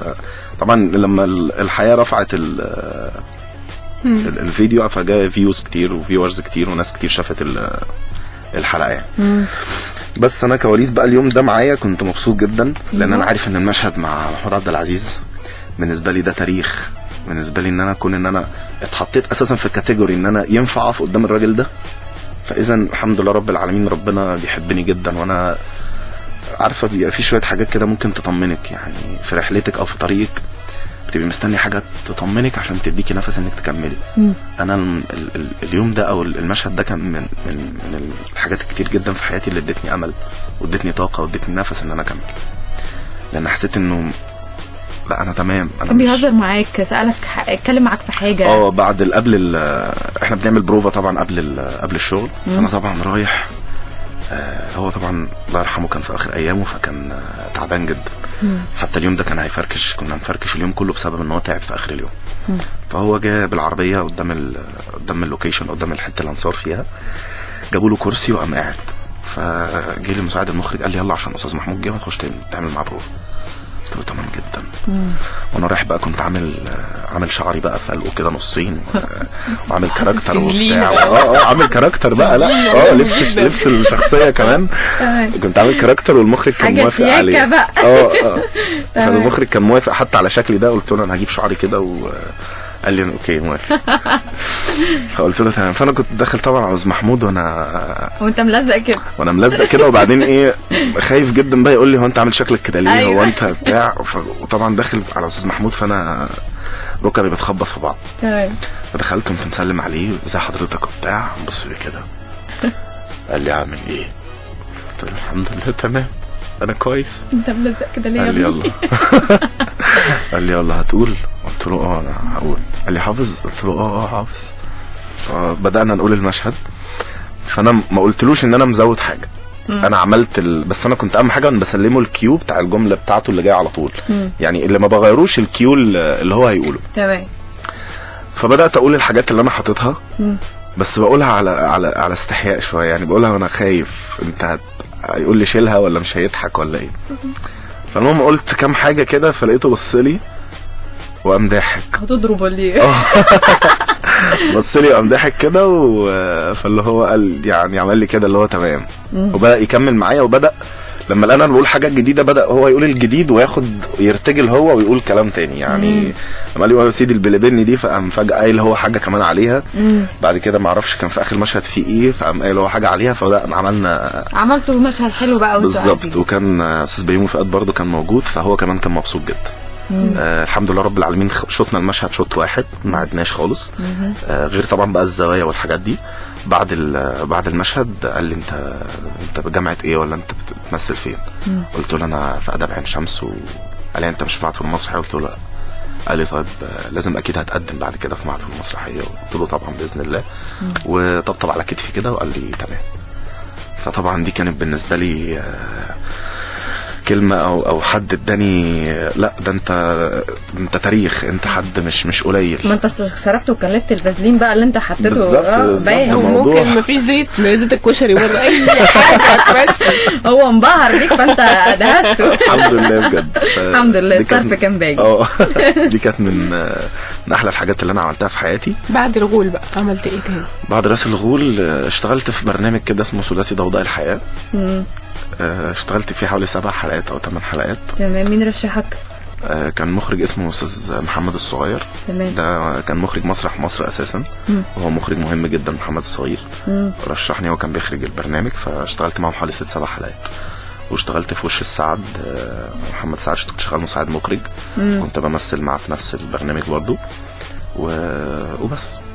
ودلوقتي بمسلسل افراح ابليس الجزء الثاني ان شاء الله. ده ان شاء الله بقى دور بقى باذن الله يتشاب بشكل كويس يعني ان شاء الله باذن الله. انت جربت المسرح وجربت التلفزيون. طبعا انا مش هقول لك مين الاقرب لقلبك لان كل الفنانين بيقولوا المسرح بالظبط. تمام. بس هقول لك انت لو المسرح في وقت من الاوقات هياخد من وقتك في شغل التلفزيون، هتبدي المسرح ولا هتبدي التلفزيون، مع العلم ان التلفزيون متشاف اكتر؟ والله هو زي ما انت بتقولي يا اروى ان هو الموضوع بص هي دي حاجه ودي حاجه، ودي مرحله ودي ما كمان مرحله. بس هو انا زي ما انت بتقولي ان الفنانين كلهم بيقولوا ان المسرح، لان هو المسرح ابو الفنون. المسرح هو اللي بيعلم بجد. ما تلاقيش ممثل سينما او فيديو كويس الا اذا كان داس مسرح. وبصراحه احنا عندنا ازمه في البلد هنا في موضوع المسرح بالذات. يعني قولي مثلا الكام سنه الاخيره دول بدا الموضوع ياخد شكل شويه، وبدا المسرح يبقى الناس تعرفه. طب تعالى ناخد من جملتك دي ان المسرح عنده ازمه دلوقتي. تفتكر المسرح محتاج ايه علشان ترجع له مكانته الطبيعيه؟ محتاج الناس تبقى عندها شويه وعي. الناس عشان يبقى عندها وعي وثقافه هيجي من المسرح، وهيجي من انت توفري مسرح كويسه. نقطه البدايه عندنا فرصه. دايما نقطه البدايه بتبقى من فوق. تمام. دايما لان نقطه البدايه هي الحنفيه فوق. تبدا النقط تنزل والميه تنزل تحت. مفيش حاجه هتبدا من تحت. لازم هم فوق يدوا القابليه للشباب ان هم يشتغلوا. انا اسف في عروض بتتعمل بجد بيتصرف عليها ملايين بجد، ملهاش قيمه، ملهاش معنى. الناس بتتفرج ايه ده انا ليه اصرف مليون جنيه على مسرحيه ملهاش لازمه علشان مش تشوف هتفيدني. النجم الفلاني هما عشان بيبقوا اشوف شايفينها ضحك كده، وعشان اشوف رقص وعشان اشوف حاجات ملهاش لازمه. ما انا ممكن الضحك والرقص لكن اعمله مفيش بس بشكل رسالة تاني، في اخر المسرحيه بشكل تاني. انت ممكن لو اديتني ربع مليون جنيه مش المليون جنيه اعمل مسرحيه تبقى كفيله ب3 4 مسرحيات انت هتعملهم. ففي اهدار فلوس بشكل غريب، تبذير اوفر الصراحه، اوفر قوي يا اختي. ايوه بصراحه. ايوه كمل. انت لازم تكون انت عارف وواعي انت مين، لازم تدي فرص للشباب المخرجين بالذات. يعني طبعا ده على الحركه المسرحيه في اخر كام سنه الحمد لله ده موجود بشكل كويس، ده بحيث ان تامر طلع ومحمد جبر والحديني وجيل الشباب ده كله بدا يطلع وبدا يبقى ليه تواجد يعني. والمخرجين دول بجد مش عشان هم اصحابي او عشان انا ليا علاقه بيهم او اشتغلت معاهم، بجد هم اللي حققوا طفره دلوقتي في الكام سنه الاخيره. هم اللي بداوا تحس ان في مسرح، بدا الناس تروح تتفرج. لا يا جماعه المسرح مش مقتصر على مسرحيات كوميديه ولا مسرح مصر بس ولا تياترو مصر بس او مسرح مصر. برغم الناس دي كلها صحابي جدا والناس دي فنانين بجد يعني. الناس دي حتى اللي بيقول ان مسرح مصر لا او ما بحبوش او اوكي دي وجهة نظر، بس الناس دي عانت في حياتها. الناس دي يعني مصطفى خاطر ده عانى في حياته معاناة كبيرة جدا عشان يوصل لده، وهكذا وحمدي وانور وتوته وكل الناس دي عانت في حياتها وانا عارفهم شخصيا. فالناس دي انا عارف انها تعبت جدا عشان توصل لده. فلا خلت الناس، انت لازم تربي عند الناس انه يبقى في ذوق فني. انا اما اروح اتفرج على مسرحيه مسرحيه لغه عربيه، فاولا انت عندك لغه عربيه ايه ده انه بقى يا سيدي قفلان بقى والجو ده بالظبط. هو ده اللي دايما عند الشعب المصري. وانا اتقفل اللغه العربيه ولقد مش عارف اخذ السنجه يا مولاي كلنا بقى بنروح للحاجات دي بالظبط. فلا يا جماعه الموضوع مش كده، بالعكس ده انتوا هتخشوا تتفرجوا على وجبه دسمه، هتخرجوا متغير جواكوا حاجه، وهو ده الفن، وده اللي انتوا عملتوه في يوم عن قطر الغنى بالظبط. انت بتخشي تتفرجي على مسرحيه لغه عربيه، فلغه عربيه اولا انت ما بتحسيش انها لغه عربيه، تحس انها كلام عاميه. تمام، الكلام سهل على ودانك مش صعب، مع انها على فكره لغه عربيه. ما هي لغه عربيه بس الكلام سهل، بس انت مبسط لي الموضوع بالظبط كده. عياط بتعيطي، ضحك بتضحكي، غنى بتسمعي، استعراضات وفرفشه وحب افيهات واتقالت، كل ده انت قدمت لك وجبه دسمه ومفيش افيهات فيها اسفاف، ومفيش حاجه فيها اوفر، ومفيش خلاص. اذا انت بتخرجي مبسوطه، تخرجي طاقتك متغيره، هو ده الفن. ما هو كل واحد يخرج يقول لك مثلا ايه والله ده هم كانوا تقريبا قصدهم على معرفش مين اللي كان ماسك تقريبا ان هم عاملين اسقاط على ده. واحد تاني يقول لك والله انا خرجت بقول انه لا انا عندي امل في الحياه. واحد تاني يقول لك خرجت انا نفسي احب قوي بعد ما شفت المشهد بتاع البنت والولد اللي بيحبوا بعض، الله دي قصه حب جميله، ده انا نفسي اعيش ده. بتلاقي كل واحد خرج بمعنى وكل واحد خرج بمنظور مختلف. هو ده الفن، هو ده اللي انت تقدري تغيري ايه جوه البني ادم. انا ادخل اخرج مختلف، بدخل اتفرج فبخرج بطاقه مختلفه، طاقه جديده. اذا انت كبلد لا انت عندك تقدر توعي الناس وتقدر تديهم ثقافه، تقدر تخلي الناس عندها ذوق. بس احنا للاسف ذوقنا باظ، احنا ذوق الناس باظ، بقت الناس بتحب الحاجات اللوك. انا على فكره مش معترض على اللوكال او الجزء الشعبي او بس كل حاجه وليها ليميت. يعني اعمل لي، ما احنا بره في نيويورك وفي هوليوود والحاجات دي بيعملوا افلام تجاريه، وفي افلام منها بتنجحش وفي بس بليميت، مش اوفر، مش هو ده المسيطر، لان البلد مش كده.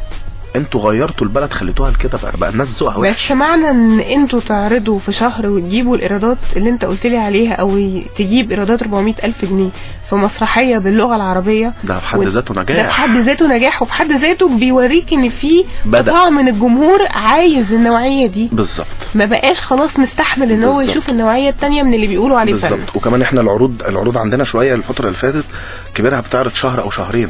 احنا المسرحيه المره دي تقريبا حوالي داخلين في 140 ليله عرض. 140 ليله عرض دي لو جيتي تحسبيها هتلاقيها شهور، بنعرض بقالنا سنه او سنه وشويه، فكتير عرضنا كتير والناس الحمد لله رب العالمين متقبله الموضوع جدا، وبنلاقي مسجات على الفيسبوك وعلى الواتساب، في اللي بيحضر تاني وتالت ورابع. انا في ناس بتيجي تقول لي انا دي 12 مره احضر المسرحيه. يا جماعه انا مش زهقانه، انا مش زهقانه بجد. بتوع اسكندريه بيكلمونا لحد دلوقتي انتوا فين، تعالوا ارجعوا تاني.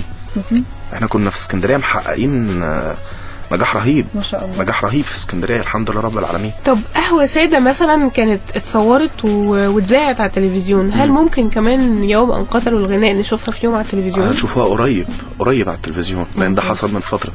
فقريب هتتعرض على التلفزيون وهيبقى ليها شكل باذن الله. كويس جدا جدا. دي حاجه حلوه جدا على فكره، يعني ده خبر لطيف قوي ان شاء الله. طيب اقرب دور لقلبك من كل اعمالك، وشايف ايه الدور اللي انت نفسك تعمله في يوم من الايام؟ طيب هو الدور الاقرب لقلبي في كل حاجه عملتها هي مسرحيه اسمها دوار بحر، مسرحيه صعيدي. المسرحيه دي انا دلوقتي بعملها في معهد فنون مسرحيه دلوقتي. بعملها في المعهد وهعزمكم عليها ان شاء الله تيجوا تتفرجوا قريب ان شاء الله عشان نشوفك وانت صعيدي بقى. باذن الله. المسرحيه دي او دور بحر ده بالذات، الدور ده انا يعني احنا المسرحيه عملناها في الجامعه. تمام. اخر ترم ليا كان ده اخر ترم وبتخرج. تمام. فكنت لازم اقفل بشكل. ايوه ختامها مسك بقى زي ما بيقولوا. بالظبط. فالمسرحيه دي تاليف حد اسمه محمد علي، ده صديقي. ده راجل مؤلف مهم جدا برضو. الدور ده اقرب لقلبي لانه هو كمان الدور ده كان فيه ملخص ال6 سنين ان انا قعدتهم في الجامعه، يعني 6 سنين الخبره اللي انا خدتهم طلعتهم كلهم بقى في الدور ده. عارفه اما تحس ان انت خارجه من مكان فديتي كل حاجه فيه بقى خدوا بقى اهو بالظبط عشان امشي. وكمان الدور ده مع الوقت كده حسيت ان هو شبهي انا، يعني مع الوقت اكتشفت ان الدور ده حصلت فيه حاجات كتير قوي في حياتي انا ككريم. لدرجه ان انا كلمت محمد علي المؤلف قلت له هو انت بتراقبني؟ هو انا حكيت لك حاجه وانا مش واخد بالي؟ انت بجد والله العظيم، لانه لقيت حتى الكلام ده انا بقوله جوايا، ده حقيقه. هو انت ولا انت مش انت ولا انا مستعيان؟ فالدور ده قريب لقلبي جدا. الدور ده بحسه انا بجد. الدور ده انا تعبت فيه، الدور ده مرهق عليا جدا نفسيا وجسديا. قريب منك يعني شوف انت بتقول ان هو بيقول مرهق جدا نفسيا وجسديا وعضليا رغم قربه ليك، رغم انه قرب الشخصيه الكريم سبحانه جدا.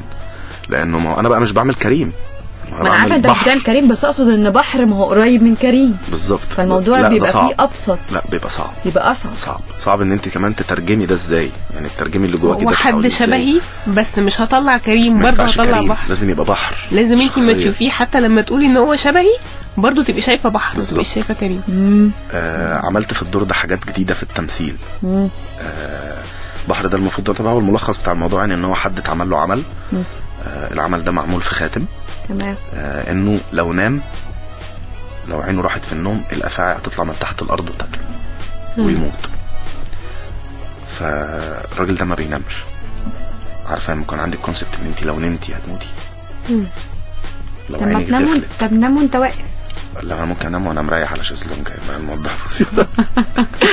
لا يعني انت يعني هو ان هو فانتازي طبعا، بس هو الموضوع رايح في احنا الاعمال السفليه والحاجات دي اللي بتبقى معموله يعني. هو المفروض المسرحيه كلها يوم فرح بحر، بعد ما هو بيحب واحده اسمها فتنه بيحبها بقاله سنين. تمام. جاي يتجوز يوم الفرح.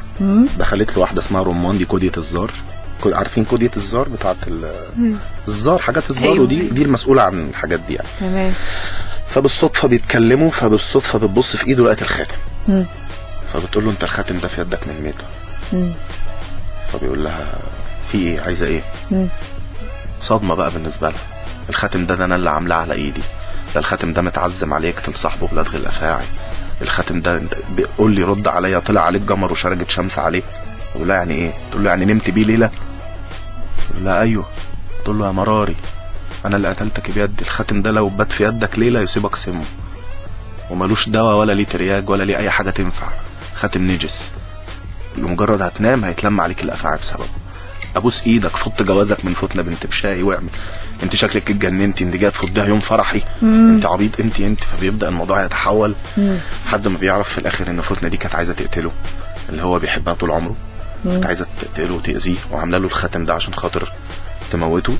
وهي بتحب الغفير بتاعه اللي هو دراعه اليمين، وهو مظبطه مع ابوها ان هو هيبقى الكبير بعديه. موال كده كبير جدا بمنتهى الذكاء. وهو بيقعد فتره كبيره جدا ما بينامش، وعنده هدف انه انا هصفي حسابي معاكم كلكم. بحر ده شخص كويس جدا. يعني شفتوا شيء من الخوف؟ فين فيلم شيء من الخوف؟ فكره التحول من الشخص اللي هو اساسا كويس ومحبوب جدا بين الناس وشخص فاكك، بس حاجات حصلت في حياته حولته 360 درجه. فانا كان الدور ده صعب عليا جدا ومرهق عليا جدا، سبب ان انا كمان ازاي احقق فكره ان هو ما بينامش، فكره ان هو عدم النوم، وتقنعني ان انت ما نمتش، مش نايم. وكمان مش نايم ده تدريجيا على مراحل، يعني مش نايم وانا مش نايم اسبوع تختلف عن وانا مش نايم شهر، طبعا يختلف انا مش نايم 3 اسابيع، يختلف انا مش نايم يومين. صح. كل حاجه ليها مرحله وليها تدريجي. وكمان المتعب طبقه الصوت، لان انت لو ممكن قعدت يومين ما تناميش تلاقي طبقه صوتك شحرت، طبقه صوتك ما بقتش هي، اخشنت كده وبقى فيها بحه وبقى فيها. فازاي ان انت تعملي ده تدريجيا، ان انا صوتك ازاي يبقى مبحوح البحه دي، وفي نفس الوقت صوتك مسموع وكلامك مسموع واحساسك واصل وصادقه في كلامك وصادقه في مشاعرك وصادقه في كل حاجه. فمرهق. لا مرهق جدا. ولما تيجوا باذن الله تتفرجوا وتنوروني في العرض ده هتعرفوا ان الموضوع متعب، لان كمان في تحطيب بالعصيان في السحر، في حاجات وعندنا زار، بنعمل زار حقيقه على المسرح. الله. لا هي بجد. طب والله لا ده لا هي المسرحيه دي مسرحيه مهمه جدا. اخراج بسام عبد الله. بسام عبد الله ده صديقي في الحياه زي اخويا بالظبط. ده اخرج 3 عروض كنت انا بطلهم، وهو معايا في معهد فنون مسرحيه، ومخرج مهم جدا وممثل شاطر جدا. وباذن الله لما تيجوا تتفرجوا هتتبسطوا من المسرحيه دي جدا. طبعا احنا مش عايزين نحرق كمان قفله المسرحيه. لا ايه اللي بعدين هيحصل بقى اما تيجوا بقى. بس اكيد كريم هيجي في الاخر ده تعالي يا فتنه انت اللي سويتي العمل لبابا يا فتنه. بس انا كدور في حياتي بصراحه هو بحر. ده اقرب حاجه لقلبي. ده اقرب حاجه لقلبي، لانه هو انا تعبت فيه جدا وبعمله وانا مبسوط، ولدرجه ان انا بيجي علي او انا شويه مجنون، يعني او الممثلين شويه مجانين. انا بتلاقيني قاعد كده فانا مش فيك ان انا حاسس ان انا في حته تانية، لا انا فعلا ببقى في حته تانية. يعني بتلاقيني وانا ماشي كده بقول الكلام، تلاقيني قاعد في الميكروباص كده فتلاقيني دموعي بتنزل وبعيط وبقول الكلام، فجاه حد قاعد جنبي في حاجه اقول له ما مفيش حاجه، ده انا بمثل. ركز يا عم انت مالك بيا، مالكش دعوه يا عم، تسيبني كل واحد في حاله. طيب ايه اكتر دور نفسك ان انت تعمله في يوم من الايام؟ اكتر دور نفسي اعمله في يوم من الايام، نفسي اعمل بحر سينما. اعمله فيديو، اعمله في مسرح. اجيب لك كاميرا موبايل واصورك بيها. مش والله يا اختي لو الموضوع بيبقى واقف على كده كان زماننا صورنا حاجات كتير قوي. بس نفسي اعمل الدور ده سينما. نفسي اعمل الدور ده فيلم. يعني انت مش عايز تحتفظ بيه هو على المسرح بس؟ لا طبعا، انا المسرح ما هو كان بدايته المسرح. بس في ادوار كده بتشوفيها سينما. هيفرق؟ هيفرق لانه الموضوع شويه بيبقى من جوه بقى. يعني اي دور في الدنيا حتى لو اتعمل مسرح بيفرق عن لما بيتعمل فيديو عن لما بيتعمل سينما. في تفاصيل كمان تفاصيل هتتغير ولا تفاصيل هتزيد؟ بالظبط، تفاصيل هتزيد لانه سينما يعني كادر، يعني كلوز. يعني انا لو انا عدلت الخاتم ده كده ليه معنى، لو مسكت المنديل بطريقه معينه ليها معنى، لو هرشت بطريقه معينه ليها معنى. على المسرح في حاجات كتير مش بتبان. ليه؟ لانه بعيد. لكن كلوز لو انا عيني عملتها بشكل معين هتبان، لو هرشت بشكل معين هتبان، لو عملت اي تفصيل هتبقى باينه، فالتفاصيل هتبقى مقصوده. تمام. طب احنا نتمنى لك يا رب ان شاء الله قريب وتعملوا تلفزيون. وعايزه بقى ايه، للاسف اقول لك ان وقتنا خلص معاك بجد، للاسف. بس عايزه كلمه اخيره بقى توجهها لكل اللي بيسمعونا دلوقتي، سواء اللي لسه بيبتدي حلمه، سواء اللي ماشي في طريقه لحلمه، اللي خلاص فقد الامل، او اللي ما فقدش الامل. انت تحب تقول لهم ايه كلهم؟ عشان بس اعرف اوجه كلامي بالظبط، للشباب عموما ولا للي في شغلي وفي مجالي؟ خلينا للشباب عموما، بعد كده خصص لصحابك وزمايلك. طيب. اللي في مجالك. للشباب عموما انا كلامي شويه يبقى مختلف، بس انه في البلد دي قليل اللي بيلاقي حاجه بيحبها وبيعملها. قليل جدا، بنسبه ضئيله جدا. فعشان خاطر يا جماعه اي حد يلاقي اي حاجه بيحبها يمسك فيها بايده واسنانه. تمام. انا ككريم ماشي بمبدأ انا ما عنديش مشكله اموت في اي وقت، بس اموت وانا بعمل حاجه اللي بحبها. انا ككريم برفض فكره الروتينيه. ما تبقاش روتيني في حياتك، ما تبقاش عايش عشان اهداف بسيطه جدا، ان انت تتجوز، ان انت تجيب فلوس، ان انت يفضل معاك فلوس وخلاص. لا، مش هي دي الحياه. انا كنت شغال شغل من سنه او سنه ونص كان ممكن يدخل لي فلوس كتيره جدا. تمام جدا. لما الفلوس مهمه يا كريم. مهمه بس مش كل حاجه. تمام. نفسيا ممكن تبقى الفلوس معاكي بس مش قادره تاكلي اكل نفسك فيه. ممكن يبقى الفلوس معاكي ومش قادره تحققي سعاده انت نفسك فيها. فين الذات؟ ما كل واحد هنا، كل واحد في العالم مخلوق عشان رساله. انت رسالتك بتوصليها بشكل معين. رسالتك مش ان انت تفضلي تجيبي فلوس. الفلوس طبعا الفلوس مهمه جدا، وما فيش حد يقدر يقول الفلوس مش مهمه. مهمه جدا، بس هي بتبقى ترتيبات عند الاشخاص. يعني انا ككريم ممكن فلوس بالنسبه لي مش رقم واحد، ممكن تبقى عند حد تاني رقم واحد. عندي ممكن تبقى رقم 3، رقم 4. زي الحب ممكن يبقى عند واحد الحب رقم 1، الحب رقم 2، هكذا. فأي حد يلاقي بس يشم كده ان هو في حاجة بيحبها، امسك فيها بايدك واسنانك، لانه موت وانت بتعمل حاجة بتحبها احسن ما تموت وانت ما بتعملش حاجة خالص. وصدقيني احنا ما نختلفش كتير عن ناس جت وماتت قبل كده من الوفات السنين. محدش هيفتكرنا ومحدش هيفتكركم الا اذا انت حققتي حاجة بجد، حققتي حاجة فعلا وقدمت رسالة فعلا خليتي الناس تفتكرك بيها. فللشباب عموما امسك في اي حاجة بتحبها. مش هقول لك ما تذاكرش، لان المذاكرة شيء طبيعي جدا، بس ما تعتمدش على المذاكرة بس، لان مفيش حد بيشتغل بشهادته. جيب من الاخر. بالظبط. اعملوا الحاجة اللي بتحبوها حتى لو ما وصلتش، بس يبقى انا اسمي بعمل حاجة بحبها طول عمري وحاولت. بالظبط. تمام. بالنسبة للناس بقى اللي في مجالي، الاصدقاء والزملاء، لاصحابي، ممكن اقول حاجة بسرعة كده قبل ما اكمل معاهم. انا بشكر كل واحد صاحبي، كل واحد اخ ليا وقف معايا في حياتي، حتى لو بكلمة، حتى لو من غير ما ياخد باله.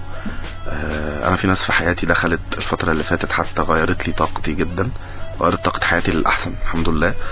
بشكر الناس دي جدا واحد واحد. منهم حد انا لازم اشكره بصراحة. يا رب يكون بتسمع الحلقة دلوقتي. هي اسمها نغم صالح. تمام. نغم صالح دي هي اخت مريم صالح. نغم دي مغنية وانا عامله نفسي نايمه. ايوه هي طبعا. دي بالظبط. نغم دي يعني لسه عارفها كده من فتره قريبه، وبنمثل مع بعض، هتيجي تتفرجوا علينا برضه في دوار بحر ان شاء الله. ان شاء الله. نغم دي من الشخصيات اللي فعلا غيرت لي طاقتي في الحياه. ده بجد. ويمكن انا ممكن لو هي تسمع ده هتتفاجئ جدا ان انا قلت ده، بس هي من الشخصيات اللي غيرت طاقتي جدا الفتره اللي فاتت. اثرت فيا بدون ما هي تاخد بالها. تمام. حلو ده. ومن غير ما هي تعرف خالص. ساعدتني على حاجات كتير هي ما كانتش واخده بالها ان انا ممكن اكون بمر بده اساسا، وانا كمان ما قلتلهاش. فانا في ناس في حياتي كده بتخش ممكن تغير لك طاقتك جدا يعني. مبسوط ان احنا اصحاب جدا واخوات جدا. وهكذا بقى في بعض الناس كده قربهم مني. هي بس قبل ما نقفل الكلام عن نغم كمان طاقة حلوة وابتسامة حلوة ووش حلو بيطلع على الشاشة جدا. اي حد عموما بيتفرج عليها فطاقته بتتغير للأحسن. حتى في الحياة شخص عسل جدا وشخص محترم جدا ومجتهدة جدا. اجتهاد بجد يتعب. اجتهاد يتعب. في ناس بتبقى مجتهدة كده اجتهاد كتير. فربنا رب يزيدها ان شاء الله يا رب. ويا رب يكرم كل الناس صحابي واخواتي اللي نفسهم يبقى نحقق كل حاجة. وانا نفسي في حاجة ان انا نطلع كلنا. انا نفسي الجيل اللي معايا وكل صحابي ده نطلع كلنا نعمل كلنا جيل يحقق طفرة بجد. لان في بجد ناس موهوبين كتير جدا وفي ممثلين كتير جدا محدش واخد باله منهم.